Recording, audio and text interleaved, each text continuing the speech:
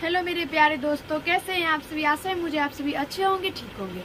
आज मैं आप लोगों को बताने वाली हूँ पार्ट 5 और इसमें हम लोग क्वेश्चन नंबर 11 से करने वाले हैं। तो चलिए क्वेश्चन नंबर 11 को सॉल्व करते हैं। और अगर आप लोग पार्ट 4 तक नहीं देखे हैं, यानी क्वेश्चन नंबर 10 तक नहीं देखे हैं, तो एक बार देख लीजिएगा। बहुत अच्छे तरीके से मैंने बताया आप लोगों को। और आज हम लोग क्वेश्चन नंबर 11 से सॉल्व करने वाले हैं।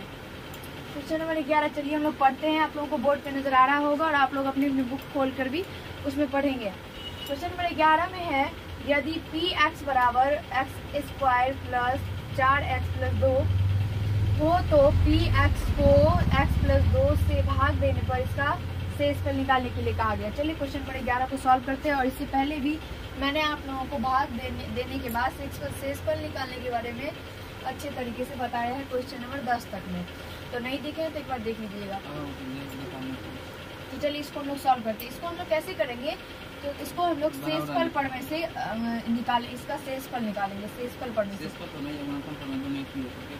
और शेषफल प्रमेय या गुणनखंड प्रमेय दोनों एक ही बात है। शेषफल प्रमेय कहो या गुणनखंड प्रमेय कहो। तो यहाँ से जो है ये जो हम लोगों को पी एक्स में x प्लस 2 से भाग देना है और इसका शेषफल निकालना है। तो हम लोग शेषफल प्रमेय या गुणनखंड प्रमेय से इसको निकालेंगे। तो गुणनखंड प्रमेय या तो शेषफल प्रमेय क्या कहता है कि जो ये x प्लस 2 है इसके बराबर में 0 कर देने के लिए, और इसके बराबर में 0 करने के बाद जो x का मान आता है -2 उसको पी एक्स में रख देने के लिए। तो यहाँ से x का मान -2 आया, क्योंकि ये प्लस में 2 है तो इधर आएगा तो ये -2 हो जाएगा। तब यहाँ से पी एक्स क्या है, x square plus 4x plus 2। तो यहाँ से हम लोग x के जगह पे -2 रखेंगे, यानी x का मान। तो यहाँ से x स्क्वायर तो -2 का स्क्वायर प्लस 4 गुना -2 प्लस 2। यहाँ से देखिए -2 का स्क्वायर करने पर 4, और यहाँ से माइनस प्लस माइनस 4 गुना 8 प्लस 2। यहाँ देखिए 4 2 6 -2, यहाँ से -2। इसका आंसर जो है वो निकल के आ गया, यानी शेषफल इसका निकल के आ गया। तो यहाँ से हम लोग लिखेंगे अतः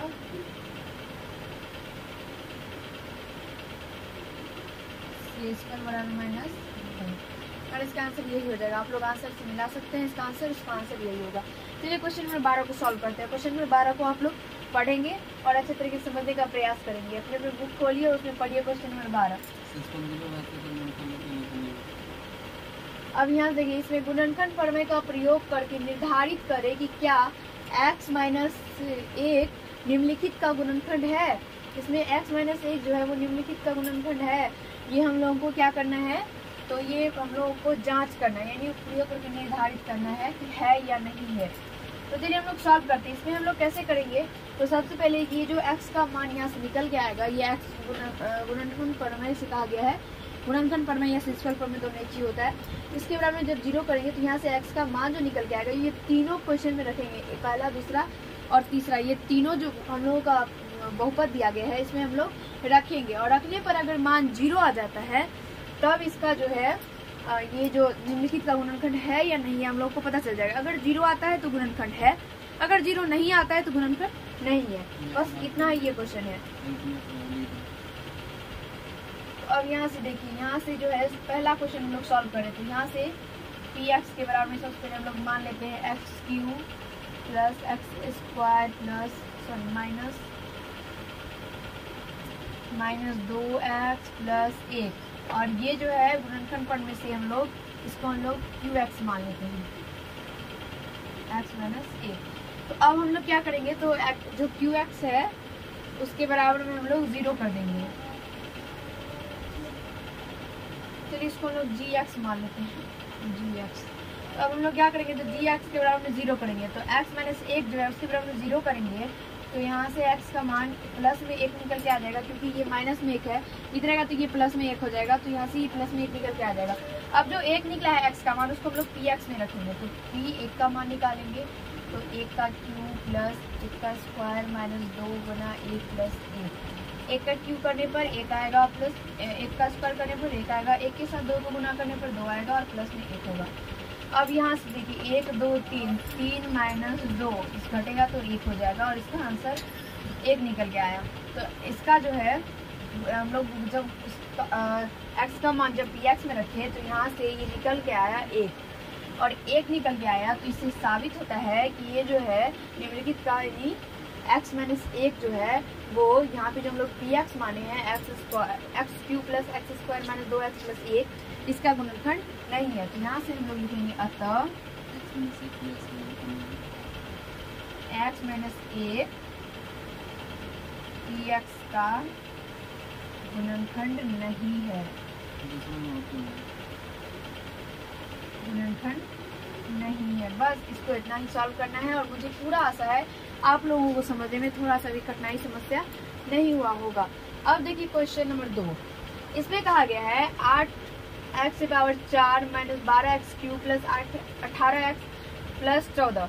इसमें भी हम लोगों को सबसे पहले इसको पी एक्स मानेंगे, इसको जी एक्स मानेंगे। जी एक्स के बराबर में ये जो गुणनखंड पढ़ में वही कहता है कि जी एक्स के बराबर में 0 कर देने के लिए, तो जी एक्स के बराबर में 0 करेंगे, एक्स का मान 1 निकल के आएगा। और उसके बाद हम लोगों को दूसरा जो पी एक्स जो माने हैं उसमें हम लोग एक्स का मान रख देंगे। तो चलिए यहाँ से दूसरा सॉल्व करते हैं।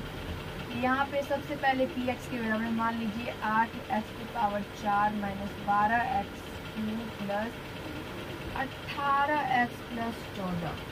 अब यहाँ से देखिए तो ये यहाँ पे x का मान क्या निकल के आया है, x का मान निकल के क्या आया है तो 1। तो अब यहाँ से डायरेक्ट हम लोग x का मान इसमें रख देते हैं, बस यहाँ पे इसको ही करना है। तो चलिए 8 गुना 1⁴ माइनस 12 गुना एक्स क्यू, तो 1⁴ 3 प्लस 8 गुना 1 प्लस 14। मुझे पूरा आशा है कि इस मान रखने में आप लोगों को दिक्कत नहीं होता होगा। जहाँ पर भी x होता है हम लोग वहाँ पर क्या करते हैं तो बस x का मान रख देते हैं।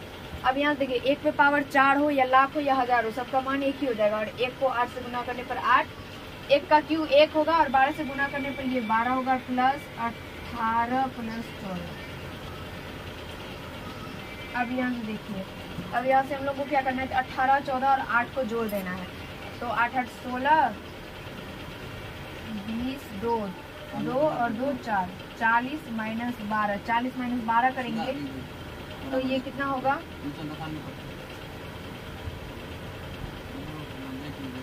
40 माइनस 12 करने पर ये 28 होगा। और मुझे पूरा आशा है आप लोगों को दिखाई भी दे रहा होगा, तो थोड़ा सा भी समस्या नहीं हुआ होगा। इसी तरह से इसको सॉल्व करना है। ये दूसरा क्वेश्चन मुझे पूरा आशा है समझ में आ गया होगा।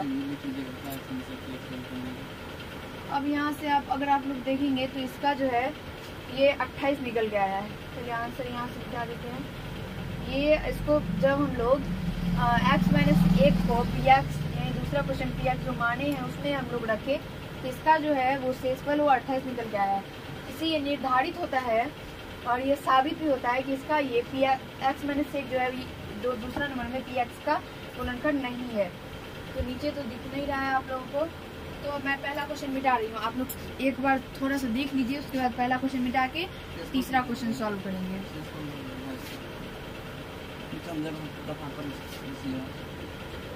चलिए इसको हम लोग मिटा देते हैं। अब यहाँ से देखिए दूसरा क्वेश्चन का, इसलिए हम लोग लिखेंगे यहाँ पे अतः x माइनस 1 पी एक्स का गुणनखंड नहीं है। अगर 0 आता तो होता और नहीं आ रहा है, इसका मतलब है कि ये गुणनखंड नहीं है। अब चलिए तीसरा क्वेश्चन।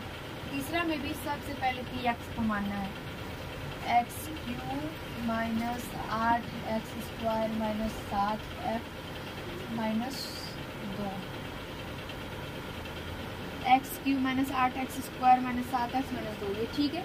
चलिए इसको पी एक्स के बराबर मान लीजिए और जो क्यू एक्स है यहाँ से एक्स का मान 1 निकल गया है।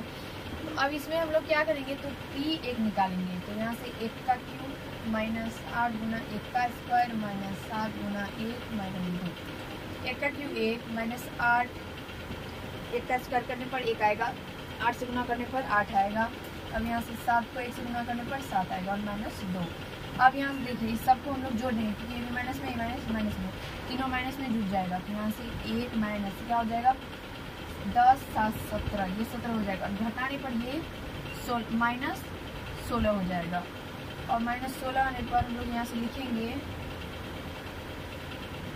अतः x माइनस 1 पी एक्स का गुणनखंड नहीं है। सवाल मोबाइल से देख लिखने हैं, इसका गुणनखंड ये नहीं है। चलिए तीनों क्वेश्चन सॉल्व कर दिया और इस तीनों में से कोई भी px यानी x-1 का गुणनखंड नहीं है। औसत के नीचे में लिखना है क्योंकि यहाँ पे ये कहा गया है या नहीं है। तो ये क्वेश्चन यहीं पे समाप्त होता है।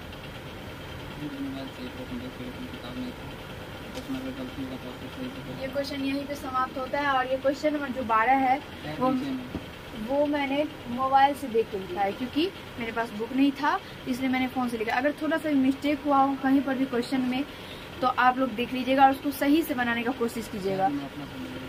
और ये जहाँ तक बात है तो ये तीनों सही है, लेकिन उनको बस ये लग रहा है कि इस तीनों में कोई ना कोई एक होना चाहिए था, लेकिन इसमें कोई भी नहीं है। तो हम जो क्वेश्चन लिखे हैं उसमें कोई नहीं है। अगर आप लोग एक बार फिर से बुक से मिला के देखिएगा और सॉल्व करने का प्रयास कीजिएगा। सॉल्व इसी तरह से होगा, अगर 0 आएगा तो गुणनखंड है और 0 नहीं आया तो गुणनखंड नहीं है। बस इतना ये क्वेश्चन है और मुझे पूरा आशा है कि आप लोगों को समझने में दिक्कत नहीं हुआ होगा। 11 और 12 अच्छे से समझ रहे होंगे। अगले पार्ट में हम लोग यानी पार्ट 6 में हम लोग क्वेश्चन नंबर 13 से सॉल्व करेंगे। अगर वीडियो अच्छा लगा हो तो लाइक कर दीजिएगा, कैसा लगा ये कमेंट कीजिएगा और यदि चैनल पर नए होंगे तो मुझे सब्सक्राइब कर दीजिएगा। धन्यवाद।